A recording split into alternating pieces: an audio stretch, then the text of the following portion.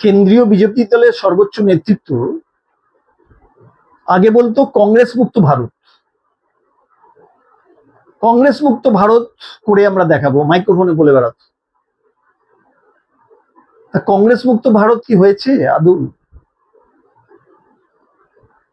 2014-তে মোদী সরকার 282 vote নিয়ে এসেছিল, তারপর 2019-এ 303 হলো, তারপর 2024-এ 240 এসে দাঁড়ালো। এবার ক্ষয় শুরু হয়েছিল। ওই ক্ষয়ের আগেই তখন বলা হয়েছিল কংগ্রেস মুক্ত ভারত। কংগ্রেস আস্তে আস্তে গ্রো করছে, কংগ্রেসের গ্রাফ বাড়ছে, বিজেপির গ্রাফ নামছে। 2024-এই দেখা গেছিল। তা কংগ্রেস মুক্ত ভারত করতে পারেননি। সেরকম এখন এসে লালকেল্লায় বসে প্রধানমন্ত্রী মোদী একটা স্বাধীনতা, ভারতের স্বাধীনতা একটা অসপিসিয়াস ডে, 15ই আগস্ট 2026-এ উনি দাঁড়িয়ে সমস্ত জনগণকে বলছেন আরবান নকশাল, বলছেন দিমাগি নকশাল। আগে বলতেন আরবান নকশাল, এখন বলছেন দিমাগি নকশাল। সমস্ত জনগণকে উনি দাগিয়ে দিচ্ছেন।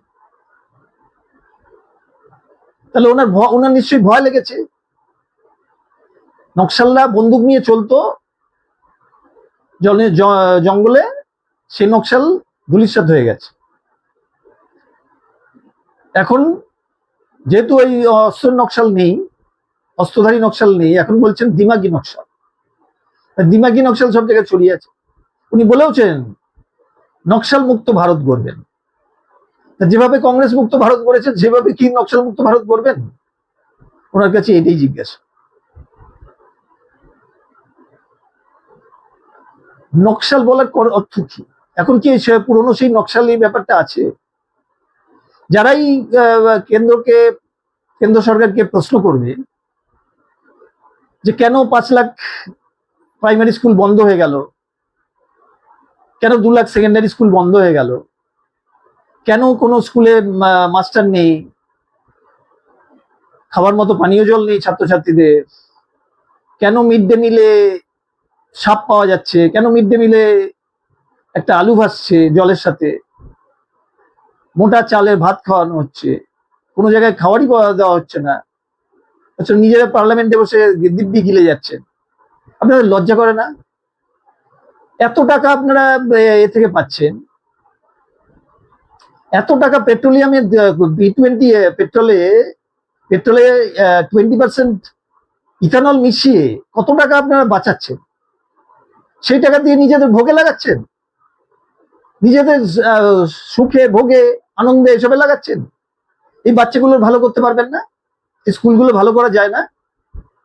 22 লক্ষ কোটি টাকা আগের অর্থবর্ষে জিএসটি তে আদায় হয়েছে, 23 লক্ষ কোটি টাকা আয়কর দিয়ে আদায় হয়েছে।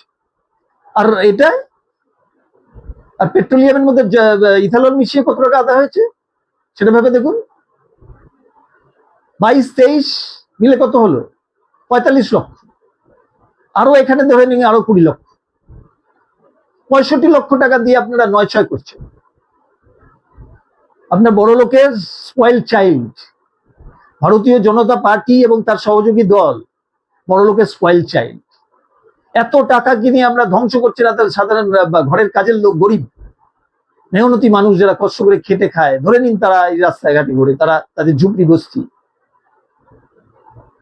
তাদের জন্য বাড়ি বানাবেন বললে বাড়ি বানানো হলো না, এখন সেই ঝুপড়ি এখন বুলডোজার দিয়ে ভাঙছেন।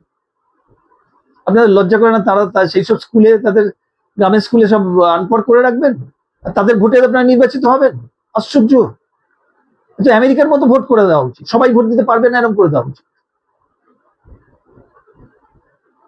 আপনারা কাদের স্বার্থে সরকারে আছেন? বড় লোকদের স্বার্থে যদি হয় তাহলে মন্ত্রিত্বের দরকার নেই, কয়েকটা পুঁজিপতিকে দিয়ে দেশ চালানো যায়। গরিব লোক, নিম্নবিত্ত, মধ্যবিত্ত আছে বলেই তো আপনারা মন্ত্রিত্বে আছেন। মন্ত্রীর দরকার নেই যদি বড় লোক দিয়ে দেশটা চলে।